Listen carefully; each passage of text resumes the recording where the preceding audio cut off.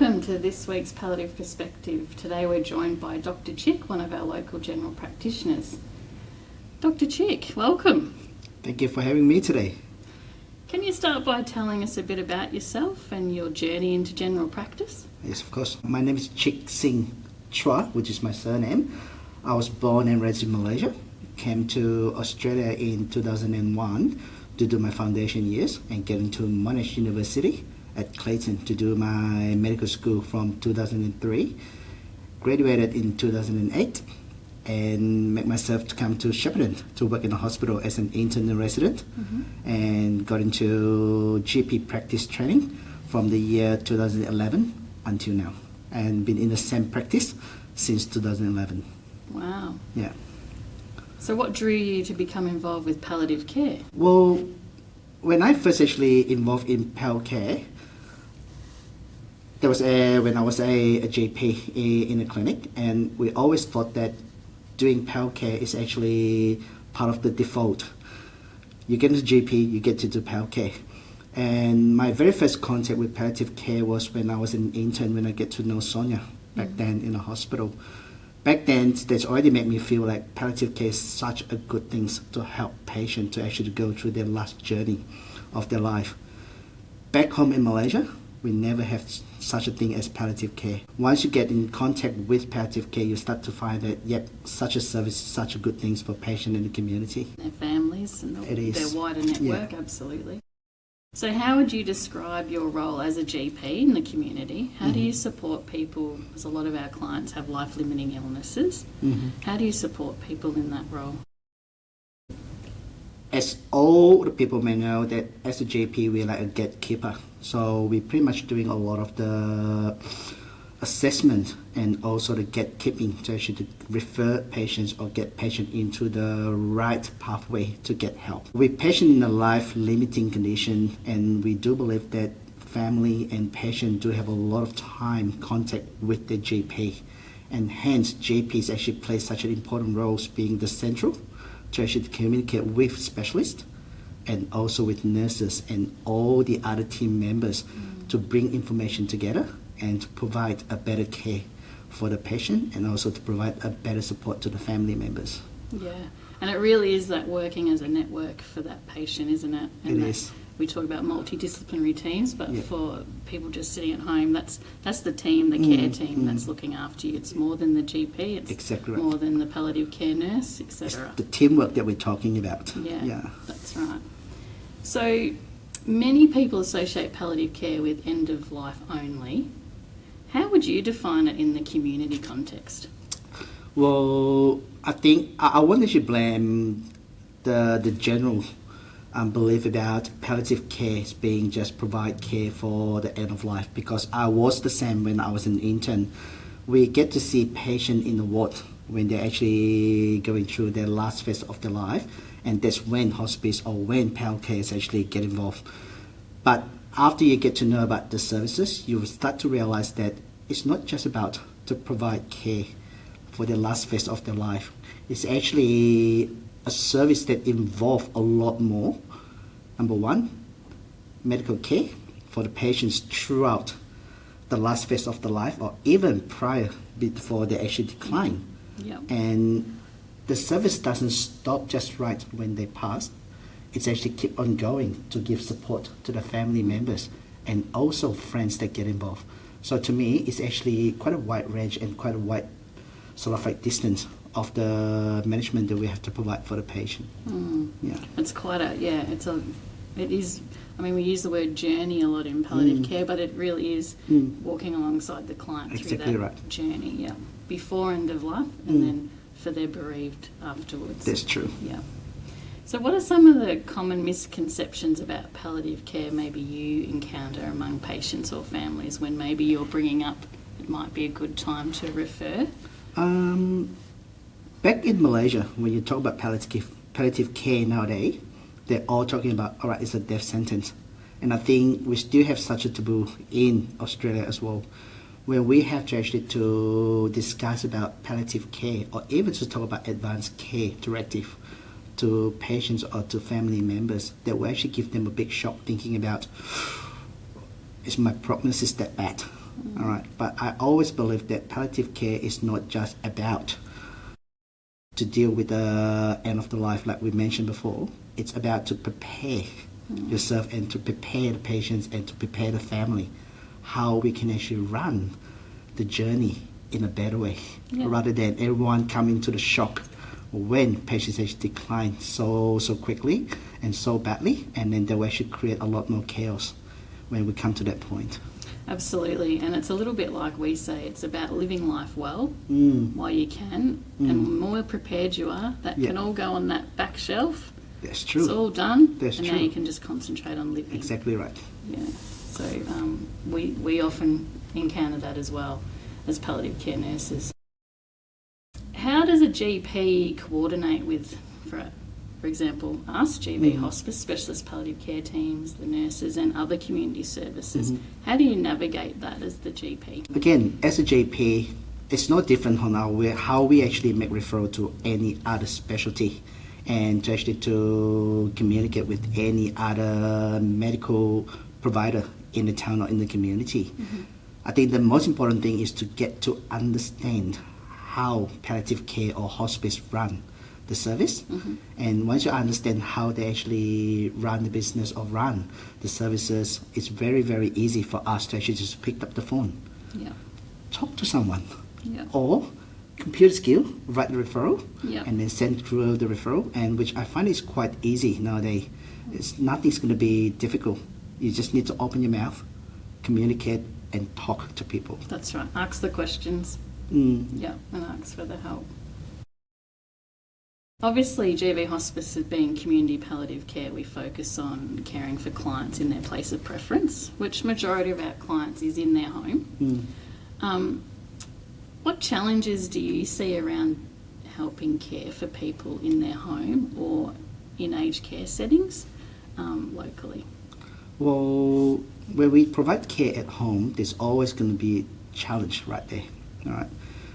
Being in the clinic, being in a facility with all of the medical support, it makes things so much easier. When you need to reach for a gears or reach for something, you could easily get access into it without worrying about anything. But when we have to do home visits or have to go to a patient's home, the gear or the resources that we have can be quite limited sometimes. So I think that will be the only challenges that we have. Knowledge-wise, I don't see there'll be a problem because you carry your brains with you all the time. So if you need to provide any medical advice, you can do it at any time, any point, any places, no problem at all. It's more the resources like thermometer, or if you need to get access into oxygens, all of these things you have to pre-plan early. And hence, you really need to have a good communication with the hospice team, with the family, and with the patients. At least you get to understand what sort of need they do require at home. Then you can actually plan and arrange all these things before the visit. Absolutely. And a lot of it's around that anticipatory care, isn't it? It's That's about, true. you know, as medical people, we think about a diagnosis, we think about a trajectory, and we think about what those things, hurdles that come along the way, which the earlier people are involved, the more planning we can have in place to make that a lot smoother for everyone, That's the client true. and the family. And especially when you're in the regional area, a lot of time when you have to organize for services or organize for any resources, it won't happen just like this. So there's a lot of planning required. So it's good to actually to have the communication early. Unfortunately, things do take time sometimes. So having difficult conversations with families and clients around prognosis and treatment goals, how do you approach those? I know as a nurse, when we're visiting and we're having these difficult conversations about people's wishes, it can be challenging. It's such a vulnerable time for people to open up in that space. So how do you approach those conversations? Well, no doubt when you have to actually to deal with patients or when you have to actually to have any difficult conversation, it's always very challenging.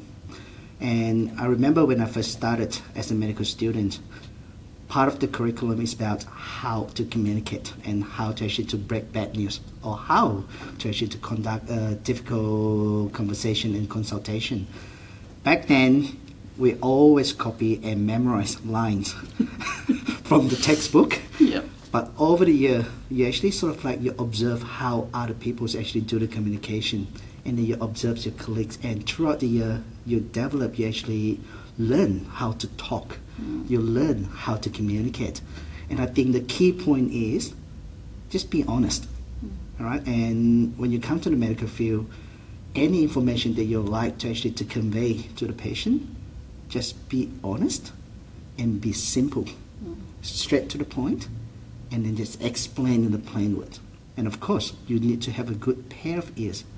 Listen to your patient, and listen to the family, and listen to your co-workers, and listen to the nurses that help you around to actually to assist you in the daily life.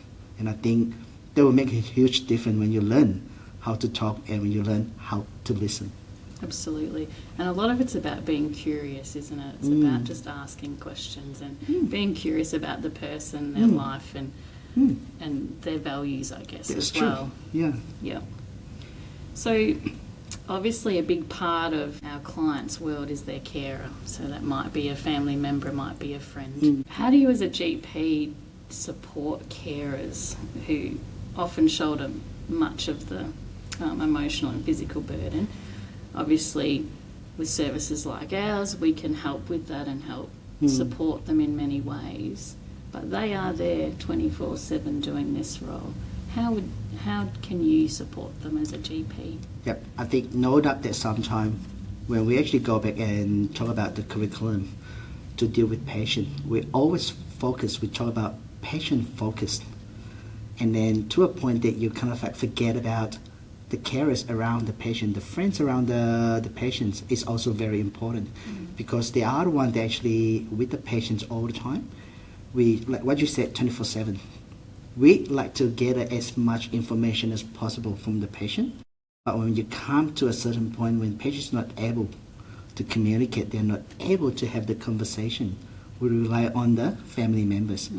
And a lot of time we kind of like just forget about the journey that they have to go through, because we always focus on, yes, patients the one that going through the disease, patients that going through the rough patch, all right? But don't forget, the family members always going through the same pathway as well. So again, when you come to that point, don't forget to share some of your time. Listen to the family. Then try to actually to ask them about the concern and ask about what sort of support that they need at home so that we can actually try to source it out for them. And I think that's the most important things for the patient and the family. Absolutely. Locally, in the Golden Valley, how well do you think palliative care is integrated in our local health system and primary care networks? Hospice and the PAL care has been doing very, very good and try to approach GP clinic nowadays. And I do believe that a lot of the young doctors nowadays, the lack of confidence, the lack of awareness, and we're lacking of knowledge about palliative care. But what I can observe and what I can see, hospice try to actually to come into the community and come into the doctors' field to actually to give as much information as possible and try to provide as much education as possible. And throughout all this education, I think that will help to build up the confidence of GP in the town. And in general, I do love to have hospice in the community because being a GP, you only have the one head, two hands, and the two legs, and you can't do everything on your own. And you do need to help from other people, and that's why we said teamwork in the community is so important. Absolutely. And you've been a great team member of ours for a long time. It's very important, otherwise the team won't work. That's right. Thinking about those younger doctors particularly, and like we said, we do offer education. We come to Lister House often. What improvements do you think you'd like to see just in general practice across the board and how to support GPs in providing palliative care and gaining that confidence in that space? Yeah, so as I mentioned before, a lot of the younger doctors nowadays, we are lacking of the knowledge and the awareness plus the knowledge about how to run or to manage patient in the palliative care condition. So I think there's two ways to do it. It's very important that hospice could actually provide certain education to the clinic or to support the clinic. And I still do believe that clinic itself should have some sort of support and also education session for their young doctor. GP that come through the training, they always have a supervisor. So I think supervisors from the clinic should probably consider to have a good education about palliative care, at least to give the young doctors a very, very fundamental knowledge about what is palliative care all about and what sort of care and services that are available in the community. And the basic information about medication and what are the things that get involved apart from medication, counseling support, or even to talk about arrangement for certificate. All those things is actually part of the requirement to become a GP, because those are the knowledge that you need to have to actually to pass your exam. Yeah, exactly, correct. Hopefully we can see a bit more of that across the board. Another component of being involved in palliative care is the emotional challenge and burden that as a clinician we hold when you're caring for people at end of life particularly. How do you manage that for yourself personally? After 16 years now being a GP, and emotion can be up and down for sure, all right? Especially when you actually start to develop the relationship with the family and with the patients, when you have to actually to do the palliative care to actually to help them to get through the last journey of their life, can be quite challenging, can be quite sad sometimes. But what I found that in a very supportive environment, like when you have a very good group of people to help you, to support you, number one, you need to have a good family members that understand your work, and you need to have a good quality of colleague that actually understand your workload and support you, and also to brief you through when you're going through hard time, and nurses, and of course help from the hospice team as well, and that's usually make a huge difference. And this is how I get through all of the difficulty myself. Talk to my wife, talk to my kids, talk to my colleagues at the work, and then talk to nurses, and even talk to friends. And as I said, just need to talk and express your emotion, and that's the way you actually can get some sort of comfort. Absolutely. That collegial support in particular is so important in our services that we provide. Absolutely. And I do believe that when you actually speak to your senior colleague that actually went through, or probably went through the similar career pathway, all right, and then they always have a very, very good tips to actually to share with you. That's how to do it, how to actually to overcome such an emotion. And so again, talk. Yeah. Talk to people, and when you have such an experience, share with the younger generation. Absolutely, share your knowledge and your exactly experience. Right. Yeah. And I also think it's important to feel safe in that space. It is. So it's really important that you create that safe place for people to feel they can unload. But it's also very rewarding. It is very rewarding role to have gone through that journey, particularly, like you said, when you've developed those relationships. Exactly right. Because looking back at what I mentioned about back in Malaysia, palliative care is not a very, very sort of like well-known services.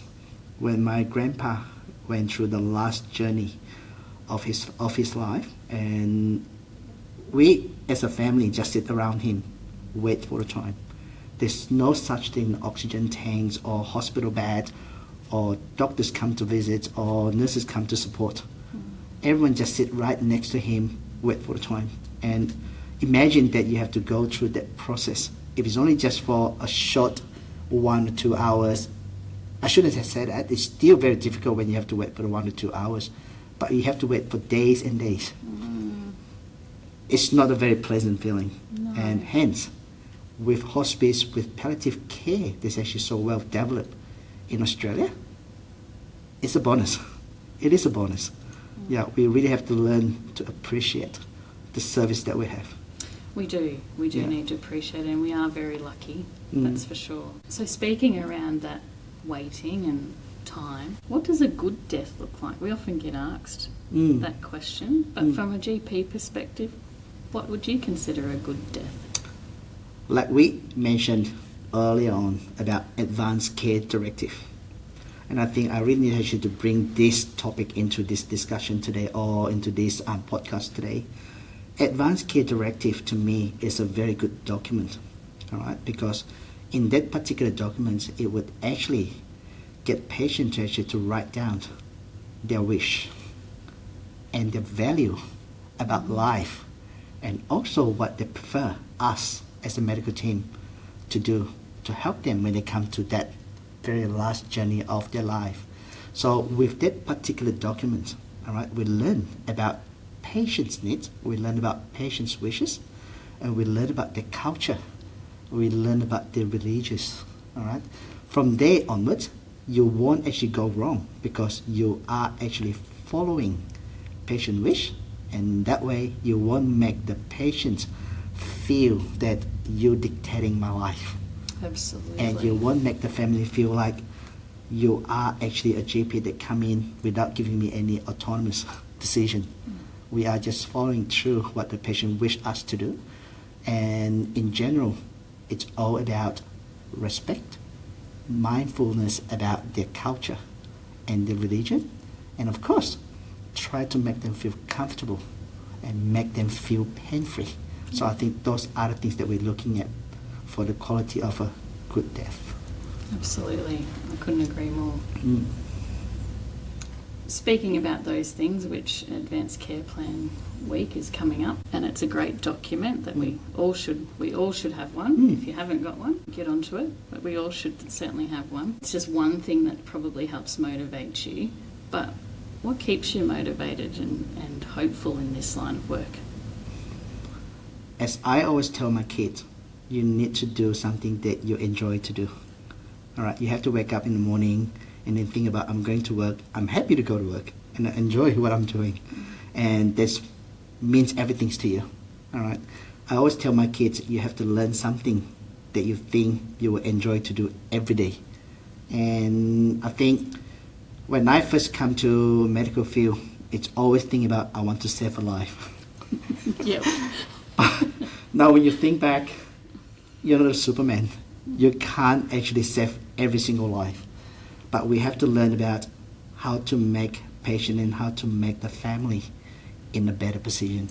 And you really have to actually to enjoy what you're doing and then feel that you're going to work today, you're going to make someone happy. You're going to make someone feel more comfortable. You're going to make someone to actually to get an answer today. Yeah. So I think that is what I'm actually looking at, and this how keep me going for 15 years. Yeah, absolutely. Yeah. And I think it's all those things you mentioned before. It's about the respect to your clients. You also get that respect in return, all of those things. And it is very rewarding if you can make just the slightest difference in someone's life. I think it's about the mutual respect. When you actually respect other people, you get the respect back in return as well. Absolutely. Yeah. You do. So if we think to the future, how do you think the GP's role in palliative care might evolve? Well, with a better education and a better sort of like sharing knowledge amongst the colleague, I do strongly like to see GP get involved a bit more in the palliative care. It's such a big field, all right, because we all talk about pediatrics for young child, and we talk about adult medicine for patients going through the adulthood, and we talk about geriatrician to help people in the old age, but we hardly talking anything about palliative care. The one surety. Exactly right. And this is part of the process, part of the journey, all right? And I do think that with all of the services that we can gather in Shepparton nowadays, and with such a strong advocate from hospice and also palliative team from the hospital, which we never had a palliative care services in the hospital in the past, and we're lucky enough to have such a service now. Why we have to push them away? Learn to embrace such a thing, such a service, and then learn the new knowledge, all right? Because the more skill you have, the better GP you are. Absolutely. And strangely enough, even though palliative care is evolved, I guess, to a degree in Australia, it's still very much as a discipline in its infancy, isn't it? and even that awareness and understanding that there's more than just the end of life amongst medical professionals is still not completely there, is it? So it's something that we all together need to continue to demystify. Exactly right. Yeah. I mean, it's the same like skin. We always talk about skin is such a big system, all right, in medical field. It never comes to the attention until when people start to talk about skin cancer. And all of a sudden, the knowledge or the specialty becomes so popular because someone tried to promote it and someone tried to actually to raise the awareness about it. That's right. Palliative care is not just about old age, like what you said. It actually can involve in pediatrics, obs and gynae, adult medicine or geriatricians, or even in the oncology. So actually involve that many different age group. And I do think that more education and learn to accept the new knowledge. All right, they will actually make a very, very good progress. And then when everyone learn to embrace it, there will be more opportunity for us to actually to get a new skill. Absolutely, and I think there was for a long time the myth of you had to have cancer to be referred to palliative care, and I still think while we've definitely, and our own referrals have now about 50-50 of malignant referrals, people with cancer and people with chronic illness, for example, but it's still, you know, something that's in the community's mind. If you get cancer, it's something they think about. But if I've suddenly got a lung disease, we're not always thinking about it. Hospice. That's true. So I think we just need to actually to educate the public about hospice. Palliative care doesn't always equal to cancer. That's right. That's right. So, what advice would you give a medical student or an early career doctor that might be interested or show some interest in palliative care? What would be your biggest advice for them? I think the first thing, as a senior doctor, or if you were actually a supervisor, please actually give the opportunity to share your knowledge and your experience with the young doctor. And again, a lot of time we heard something about palliative care, and usually you hear the negative things. No one would be bothered to talk about the positive things. So I think the first things to do is actually to share your experience with them. Doesn't matter if it's negative or positive, but it's about to actually to start the conversation. And my advice to the junior doctors or the young doctors nowadays, you need to actually to have the open-minded manner. Learn to accept new things, because it's no harm to learn a skill. Because once you have the skill, you don't really need to actually to apply it if you don't have the environment. But it's no harm to have the skill, because when something happens, at least you know how to deal with it. That's right. It's all about getting the tools in the toolkit, isn't it? Exactly right. And then utilising them when you need to. Yeah. It's been really great chatting to you today, Dr. Chic. Just one last question that we like to ask all of our guests is if there's one thing you could change about how society talks about death and dying, what would it be? I think the same things that I like to convey to everyone. Just be respectful. That's the only things that I want everyone to learn. Be respectful and learn to listen and learn how to express. Well, thank you so much for joining us today. Thank you.